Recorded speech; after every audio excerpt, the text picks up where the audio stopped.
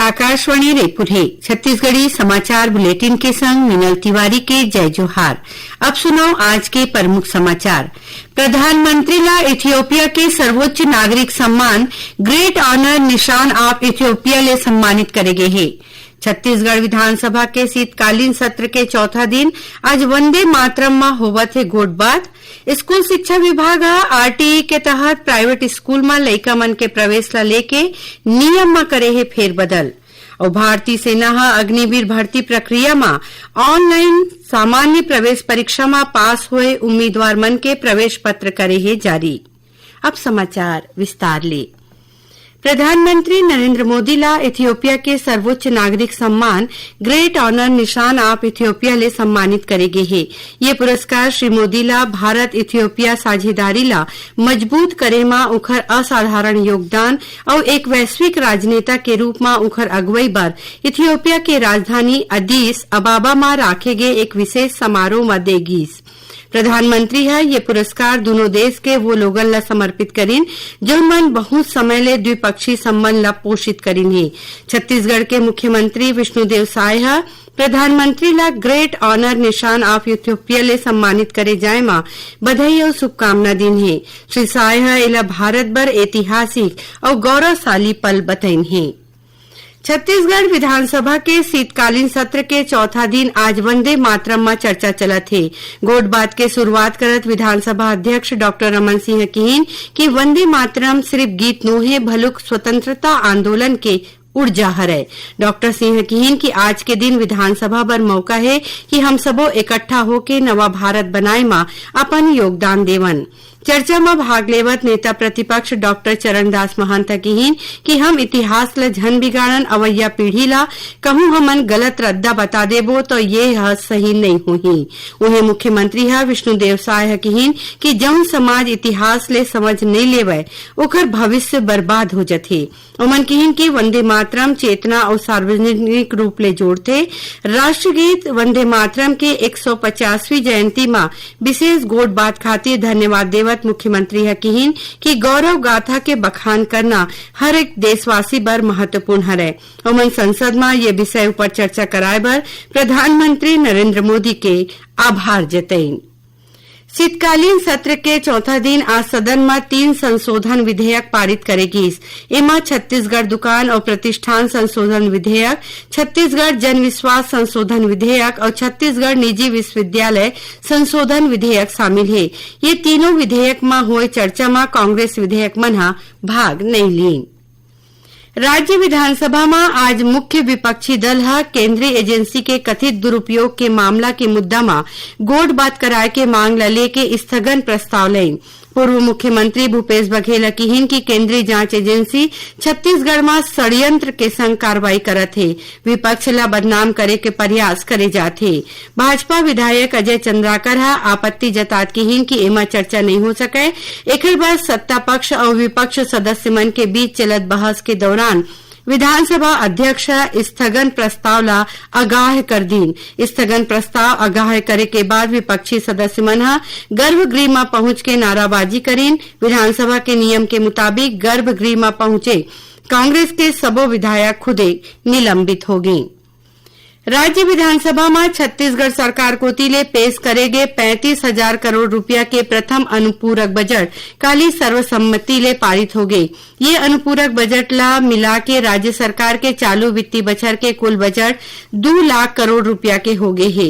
काली सदन में अनुपूरक बजट में हुए गोठबात के दौरान मुख्यमंत्री विष्णुदेव साय कहिन कि राज्य सरकार के छत्तीसगढ़ अंजोर विजन डॉक्यूमेंट 2047 ला साकार करे के दिशा में ये बजट एक मजबूत और निर्णायक कदम हवे जो छत्तीसगढ़ ला विकास, विश्वास और समृद्धि के रद्दा में आगू ले जाही। स्कूल शिक्षा विभाग शिक्षा के अधिकार अधिनियम आरटीई के तहत प्राइवेट स्कूल में लइका मन के प्रवेश ला लेके नियम में फेर बदल करे है। अब अवैया शिक्षा सत्र ले प्रदेश भर के प्राइवेट स्कूल में आरटीई के तहत कक्षा पहली ले लइका मन के भर्ती होही। पहले आरटीई के तहत प्राइवेट स्कूल मन में लइका मन के भर्ती नर्सरी और KG1 ले होवत रही से अब नर्सरी ले प्रवेश नहीं दे जाही। खबर के मुताबिक आरटीई के तहत लइका मन के पढ़ाई के खर्चा राज्य सरकार कोती ले दे जाथे। छत्तीसगढ़ी समाचार बुलेटिन आप मन आकाशवाणी रायपुर ले सुना था। अब आगू बढ़बो बाचे समाचार कोती। नारायणपुर जिला में आज 11 जिन माओवादी मन हा आत्मसमर्पण करे हैं। एमा 5 महिला माओवादी शामिल है। ये सबो ऊपर कुल 37 लाख रुपया के इनाम घोषित रहीस। आत्मसमर्पण करैया माओवादी मन ला राज्य सरकार के पुनर्वास नीति में 50-50 हजार रुपया के प्रोत्साहन राशि के चेक देगीस। भारतीय सेना हा अग्निवीर भर्ती प्रक्रिया में ऑनलाइन सामान्य प्रवेश परीक्षा में पास हुए उम्मीदवार मन के प्रवेश पत्र जारी कर दे है। संगे संग उम्मीदवार मन ला ईमेल आईडी में प्रवेश पत्र भेजे गए है। अभ्यर्थी मन प्रवेश पत्र www.joinindianarmy.nic.in में देख सकत है। सेना भर्ती कार्यालय रायपुर कोती ले छत्तीसगढ़ के सबो 33 जिला के पुरुष उम्मीदवार मन बर अग्निवीर भर्ती रैली के आयोजन 10 ले 24 जनवरी तक धमतरी जिला इंडोर स्टेडियम में करे जाही। ये रैली ले पात्र उम्मीदवार मन ला चुने जाही। भारत के नियंत्रक और महालेखा परीक्षक कैग काली राज्य विधानसभा में रिपोर्ट पेश करीन। कैग अपन रिपोर्ट में सार्वजनिक क्षेत्र के उपक्रम के वित्तीय स्थिति, कारपोरेट गवर्नेंस मानक और परियोजना क्रियान्वयन क्षमता में संशोधन जताइन। संगे संग राज्य में स्मार्ट सिटी मिशन के परियोजना ला चलाए में होवत अबेर, कमजोर निगरानी व्यवस्था और धनराशि के सही किस्म ले नई बउरे ला घलो चिन्हारी करे गे है। कैग राज्य सरकार ले सिफारिश करे है कि घाटा में चलत और निष्क्रिय उपक्रम के कार्य प्रणाली के समीक्षा करें। उप मुख्यमंत्री और गृह मंत्री विजय शर्मा हा कहिन है कि छत्तीसगढ़ पुलिस आरक्षक भर्ती प्रक्रिया पारदर्शी और विश्वसनीय तरीका ले संपादित करे गे है। ओमन कहिन कि अभ्यर्थी मन के अंक सार्वजनिक कर दे गे है। कोनो भी अभ्यर्थी वेबसाइट में जाके एला देख सकत है। विभाग हा एकर रिजल्ट जाने बर QR कोड घलो जारी करे है, जेकर मदद ले अभ्यर्थी अपन नतीजा देख सकत है।